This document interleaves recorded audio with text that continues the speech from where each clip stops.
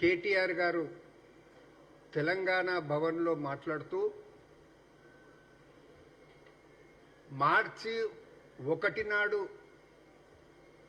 తెలంగాణ భవన్ నుండి మేడిగడ్డకు వెళ్తామనేసి ఒక కొత్త డ్రామా చేస్తామని ప్రకటించడం జరిగింది. తాము చేసిన తప్పిదాల నుంచి ప్రజల దృష్టిని మరల్చడానికి మాత్రమే ఇటువంటి డ్రామాలు చేస్తున్నారనే మాట మనవి చేస్తూ ఉన్నాను. మరొక వైపు హరీష్ రావు నిన్న మరొక ఉచిత సలహా ఇచ్చిండు. రాష్ట్ర ప్రభుత్వం ఎల్ఆర్ఎస్ ప్రకటించింది, ఫీజు లేకుండా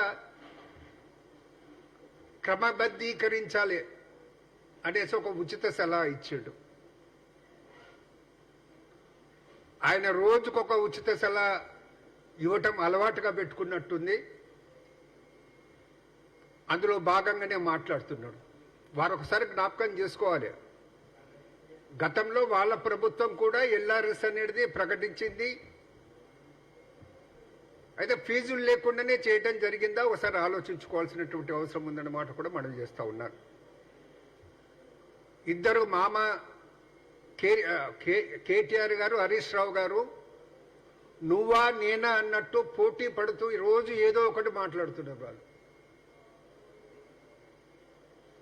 పార్టీలో నేనంటే నేనే ఉన్నామనే పద్ధతిలో వారు మాట్లాడటం జరుగుతుందన్న మాట కూడా మీకు మనవి చేస్తూ ఉన్నాను. ఆయన కాళేశ్వరం ఒక అద్భుత ప్రాజెక్ట్ అనేసి నిన్న చెప్పడం జరిగింది.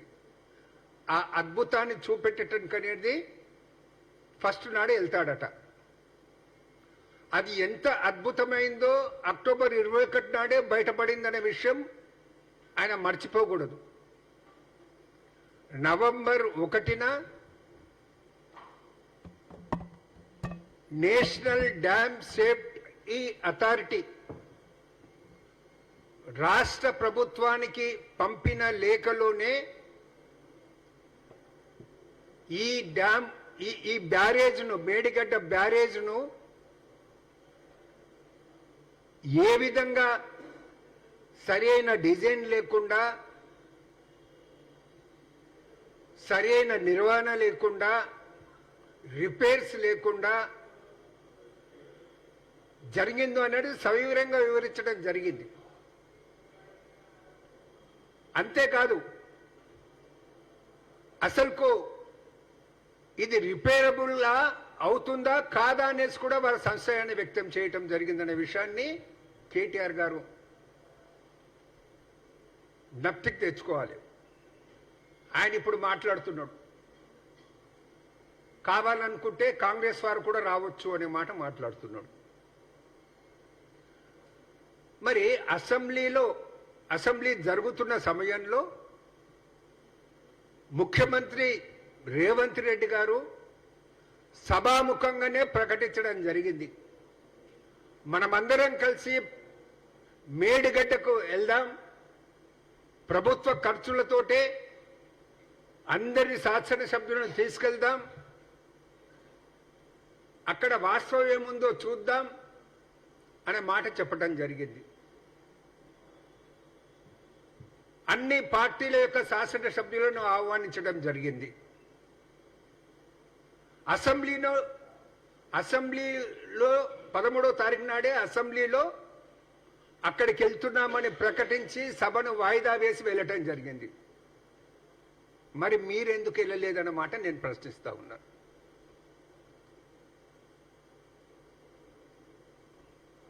అక్కడికి మజ్లిస్ శాసనసభ్యులు వచ్చిండ్రు, సిపిఐ శాసనసభ్యులు వచ్చిండ్రు, కాంగ్రెస్ శాసనసభ్యులు వచ్చిండ్రు, కన్సర్న్ మంత్రులందరూ వచ్చిండ్రు, విజిలెన్స్ వాళ్ళు వచ్చిండ్రు. విజిలెన్స్ వాళ్ళు కూడా ఎక్కడెక్కడ ఏ లోపాలు జరిగిందనే విషయంలో ఒక పవర్ పాయింట్ ప్రజెంటేషన్ కూడా అక్కడ చేయటం జరిగింది. ఒకవేళ మీరు అక్కడికి వెళ్ళుంటే ఏ విధంగా రిపేర్ చేయగలుగుతామో అనే సూచనలు ఇవ్వటానికి మీకు అవకాశం ఉంటుండే కదా. ఆ అవకాశాన్ని అప్పుడు ఎందుకు వదులుకున్నారు, ఇప్పుడు ఎందుకు వెళ్తామని నాటకం ఆడుతున్నారు అనేసి నేను సూటిగా కేటీఆర్ గారిని ప్రశ్నిస్తా ఉన్నాను. ఆయన ఇంకొక ఆబాండం కాంగ్రెస్ పార్టీ మీద కాంగ్రెస్ ప్రభుత్వం వేయటం జరిగింది. దాన్ని రిపేర్ చేయకుండా ఐజెంటీస్ ఉంచి అది పూర్తిగా చెడిపోవాలని, అది పూర్తిగా పడిపోవాలని, ఆ విధంగా పడిపోయే విధంగా చేసి కేసీఆర్ గారిని బద్నాం చేయాలని, ఆ తర్వాత మళ్ళీ కట్టాలని, ఆ కట్టిన దాంట్లో కమిషన్లు దక్కించుకోవాలనే ప్రయత్నం కాంగ్రెస్ మంత్రులది, కాంగ్రెస్ ప్రభుత్వాన్ని అనే మాట ఆయన చెప్పడం జరిగింది.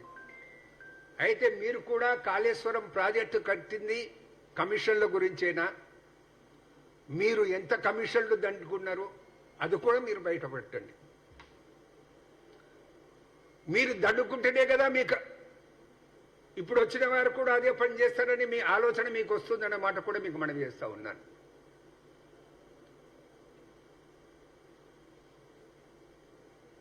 అక్టోబర్ 21 నాడు మేడిగడ్డ పగుళ్ళు బయటపడ్డాయి. ఆ తర్వాత డిసెంబర్ 7 వరకు మీ ప్రభుత్వం అధికారంలో ఉంది. అంటే 47 రోజులు అధికారంలో ఉంది.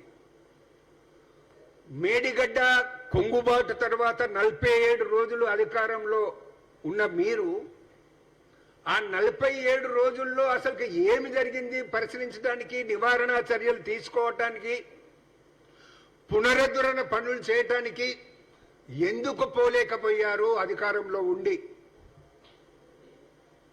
ఇప్పుడు ఎందుకు పోతాము అనేసి డ్రామాలు చేస్తున్నది? ఇది ఒక రాజకీయ డ్రామా. రాబోయే లోక్సభ ఎన్నికలను దృష్టిలో పెట్టుకునేసి ప్రజల దృష్టిని మరలించడానికే ఈ ప్రయత్నం చేస్తా ఉన్నారు.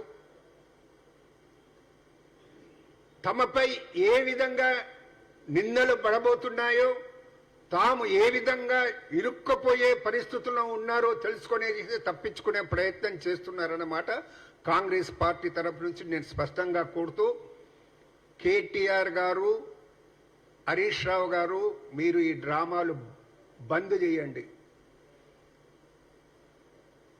ప్రజల దృష్టిలో మరింత చులకన కాకండని కోరుతూ థ్యాంక్స్.